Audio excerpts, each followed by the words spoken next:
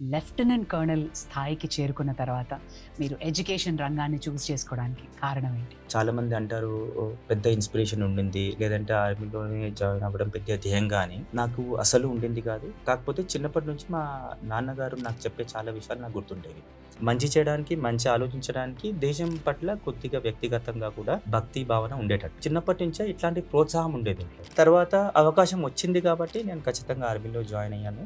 ఈరోజు ఆర్మీలో జాయిన్ అయ్యాను. ఆ జీవితం అయిపోయింది. రిటైర్ అయ్యాను.